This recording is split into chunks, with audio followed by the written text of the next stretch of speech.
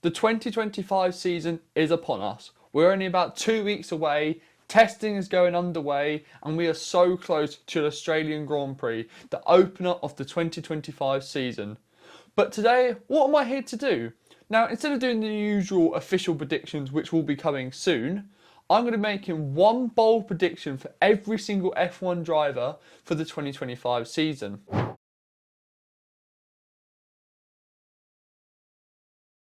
Now, want to show a warning again. This doesn't mean I think these will definitely happen. As I said, these are bold predictions, so some of them might occur. There's a little bit of thought behind each and every one, but for the majority of them, they won't be happening this season. But like I said, they're all bold predictions, so let's start with the first driver. My bold call for Gabriel Bortoletto for the 2025 season is that he only crashes once during a race this season. I think everyone expecting so many crashes this year due to there being so many rookies such as Hadjar, Bortoletto, Kimi Antonetti, Liam Lawson, Jack Dewan, etc, etc. But there's something about Gabriel Bortoletto that I think he will only crash once during this season. I saw him during F2, I saw him during F3, and I've got to be honest, he doesn't crash that often. Now, I'm not including mechanical failures, that's a different topic, and I'm not including qualifying crashes or practice crashes as well. I'm just strictly saying, due to his own fault, I reckon he will only crash once this season. My big prediction for Nico Hülkenberg is that he finishes in the points positions twice or more this season. Now, I think this is a pretty bold prediction because, as we all saw, Sauber only scored 2 points all of last year. A little bit lucky in places, but due to their pit stop errors, etc, etc, they only managed to get points once that season, which was Shogun New finishing 9th. But something makes me think that Sauber, whilst I still think will be back of the grid last, I think they are going to improve this season. And with how good Nico Hülkenberg has been recently, with how he overperforms with the car, I can see that happening again. I can see a wet race where all the rookies crash, etc, and he picks up like an 8th finish or something like that. I genuinely believe that with how good Hülkenberg can be and how high his ceiling is in terms of his performances recently, I think Hülkenberg will finish at least 2 times or more in the points this year. Next up, we have Carlos Sainz, the new driver for the Williams team. And for Carlos Sainz, I'm expecting a top 7 finish inside that Williams car.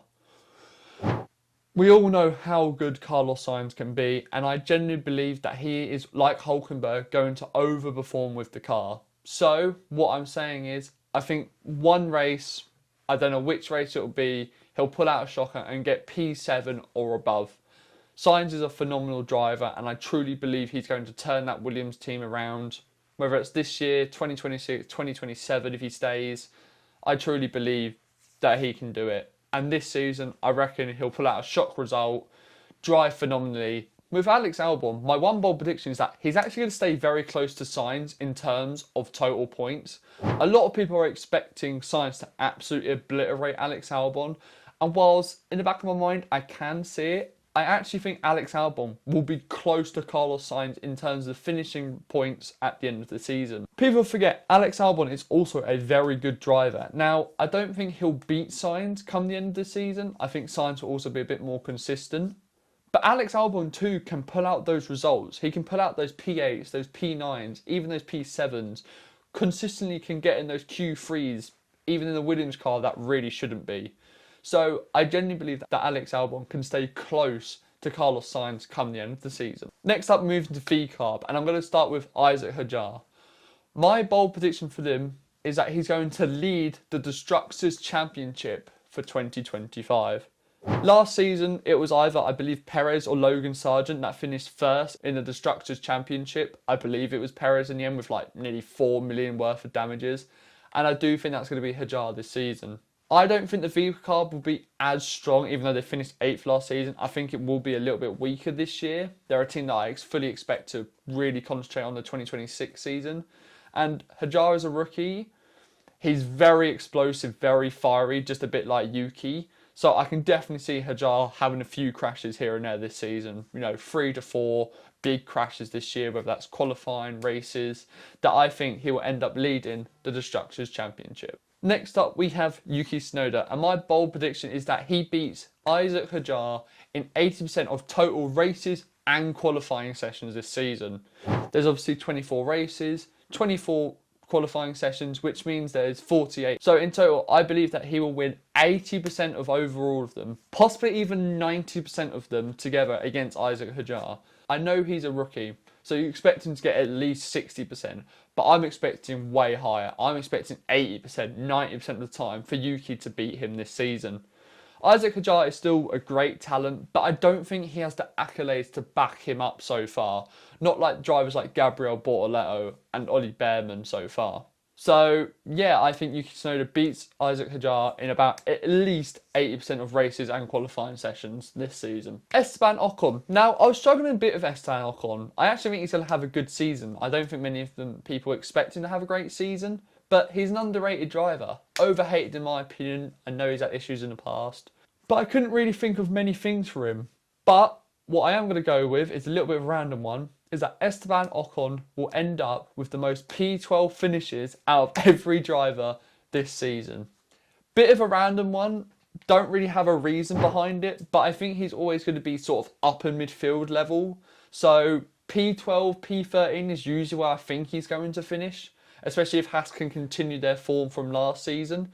So I'm going to go Esteban Ocon, most P12 finishes for 2025. Then we got his teammate and new rookie to the grid, Ollie Bearman. Well, not new to grid, but you know what I mean. And one of my probably bolder predictions for this year is that Ollie Bearman beat Esteban Ocon in total qualifying sessions this season. So basically what I'm saying is that Ollie Bearman, out of 24 qualifying sessions, will beat Esteban Ocon at least 13 times, to at least 13 to 11.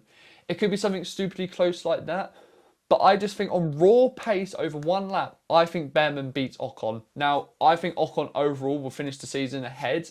I think he'll have that racing knowledge. He's a race winner. He's been on the podium to finish ahead of Oliver Bearman. But I think Bearman will do really well in qualifying this season. So I'm expecting him, as my bold prediction, to beat Esteban Ocon overall this season in terms of qualifying results. Moving on to the Alpine pairing, we're starting with Jack Dewan. Now, Jack Dewan doesn't seem like he's got a lot of times in his hand. They already seem like they're gearing up for Franco Colapinto to replace him. So my bold prediction is that Jack Dewan survives at least half of the season. Now that sounds like a really harsh bold prediction, but people expect him to be gone by like race 5, race 6. I think he'll get at least halfway. I think they'll allow him a little bit. If he does really well, I think they will keep him for at least this season. But I'm expecting at least half of the season to stick with the Alpine team. Then they might make the swap unless it's like 5 DNFs in a row. But I just feel like he is going to eventually be replaced, unfortunately. Not his fault. You know, Alpine really messed this up. So, but I think he's going to survive longer than what people give him credit for. So I'm going to go Jack Dewan survives half the season. Pierre Gasly. Now I've kind of got two bold predictions that go into one prediction. But off the back of last season and how well he performed after the summer break, my bold prediction for Pierre Gasly is that he finishes first in the midfield battle and also gains 70 plus points this season for the Alpine team. Pierre Gasly was honestly top 5 drivers after the summer break last season. Brilliant result after brilliant result after brilliant qualifying session after brilliant qualifying session. He is a man on a mission, and his race pace and his racecraft was phenomenal. I'm honestly expecting him to finish P9 ahead of everyone else, even over the likes of Fernando, Alonso, Carlos Sainz. I truly believe that this is the season where he's going to showcase to every single fan, every single other driver, why Pierre Gasly is one of the best drivers on the grid. And I also think he's going to get 70 plus points this year, even with an Alpine car that might be very mediocre at times. Moving on to Aston Martin, we're starting with Lance Stroll. Now, what can you really say about Lance Stroll? He's kind of just a nothing driver. He doesn't really do anything. He doesn't excite me. He doesn't add anything to the F1 grid. But my one bold prediction that I actually thought of, that's not just, oh, he'll be bad or he'll be really good, because he won't. That's way too bold of a prediction. Is Lance Stroll will be replaced at the end of the 2025 season. Now, I'm not going to say which driver. That's going to be in a separate video when I do my 2026 driver lineup prediction. But I truly believe that Lance Stroll is going to seriously underperform this season, finish P15 or below, and I truly believe that heading into the 2026 regulations, that it's going to be time. His dad is going to finally see the light and he's going to replace that driver. It's more than likely they're going to replace Fernando Alonso than Lance Stroll. They're never going to get rid of Lance Stroll. But this is a bold prediction video. And I truly believe that he underperformed so much and it's costing them so much money that they turn around and go, sorry mate, you're out.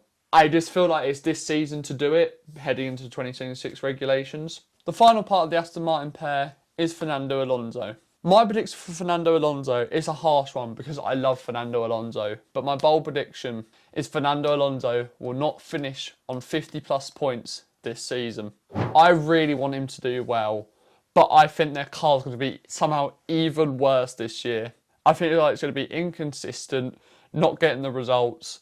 I feel like Fernando Alonso will still really outperform the car and definitely Lance Stroll. But I just feel like this year they're going to struggle. They're going to really put all their focus into Adrian Newey's design for 2026, which results in a really lackluster 2025 season. So my prediction is Fernando Alonso gets less than 50 points. Moving on to the big guns now, we've got the Mercedes lineup, starting with George Russell.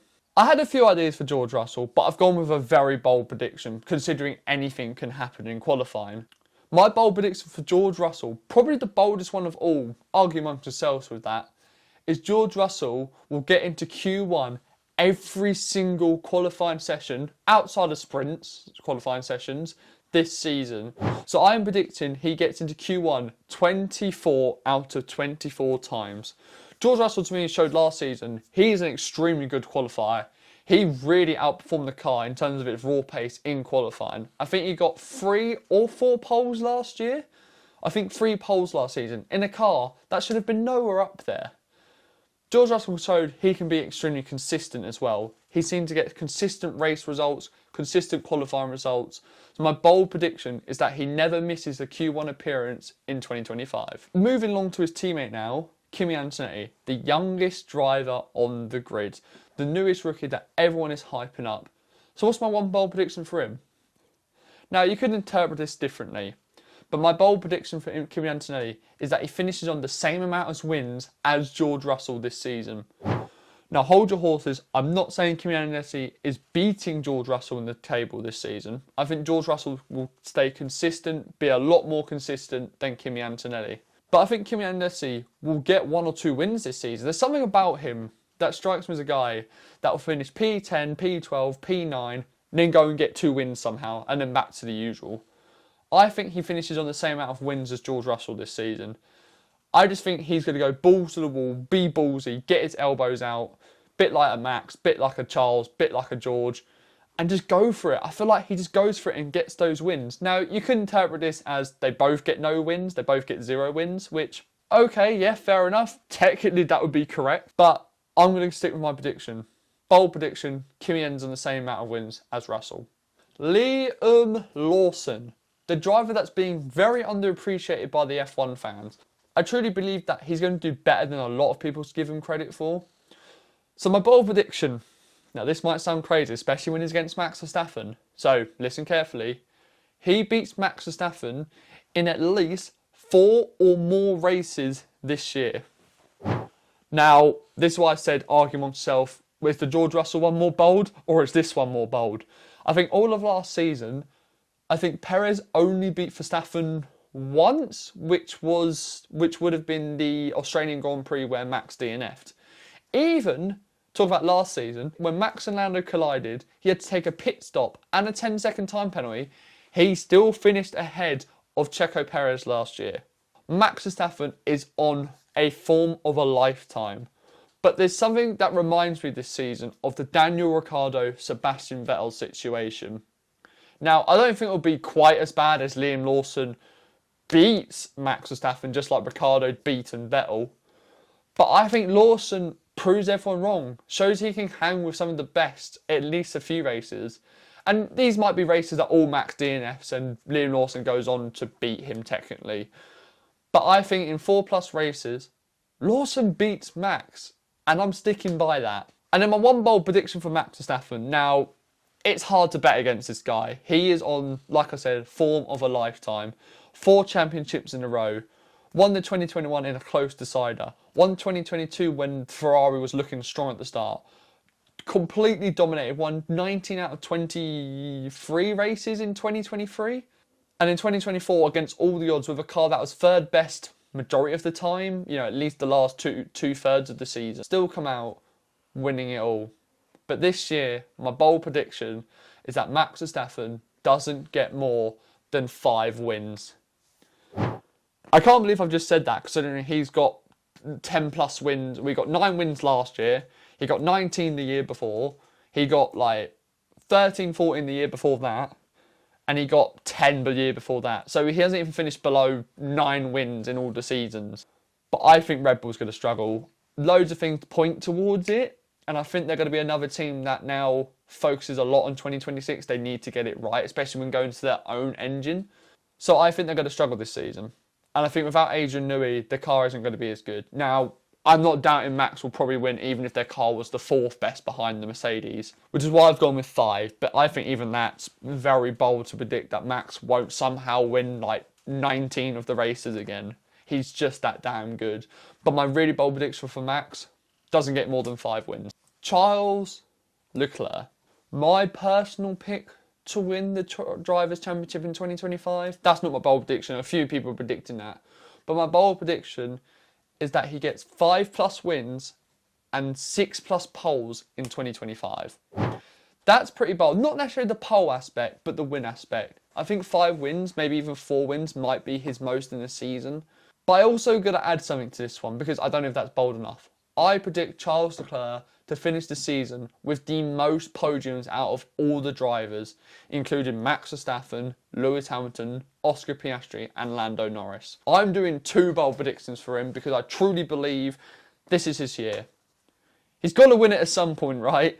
He's got to win it, and I think it will be this year. So I'm predicting 5+ wins, 6+ poles and the most podiums for Charles Leclerc. Lewis the GOAT Hamilton, his big move to Ferrari has happened. So weird seeing him in reds, but he looks so motivated, so happy, so ready to push onwards with his career.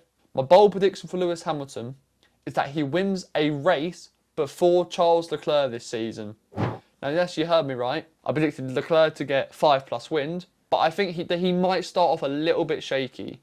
I reckon Hamilton wins a race in the first 3 races, and I reckon he gets a win before Leclerc. Now, a lot of people are predicting Leclerc to wipe the floor with Hamilton, and I have no doubt that Leclerc will probably beat him this year, but people are writing off Hamilton way too quickly, and I think he wins a race in the first 3 to 4 races and before Charles Leclerc does.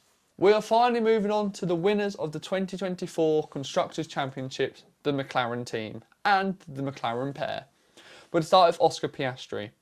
My bold prediction for Oscar Piastri is that he wins at least half of the sprint races over the course of 2025. Seems like Oscar Piastri sort of comes alive during the sprint races, much more than in the races. I don't know whether it's because you don't have to do as much time management, it's just a bit more on raw pace.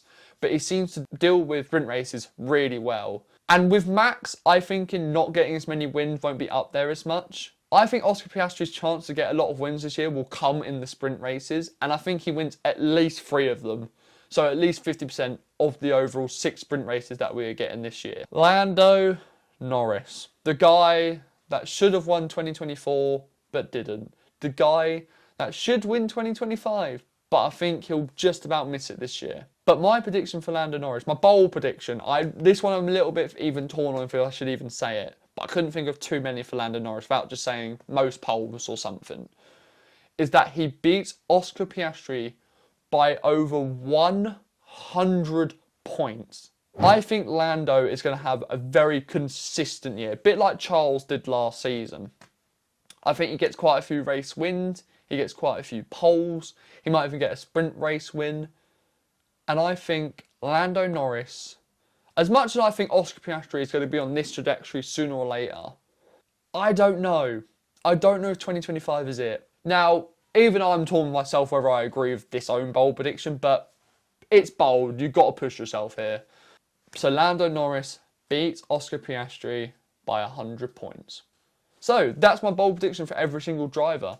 Do you agree? What's all your bold predictions for this season? Leave them down in the comments below. But I've enjoyed doing this video. If you love F1 content, this is the channel for you. So make sure to like, subscribe, and I'll see you during the new F1 2025 season. See ya.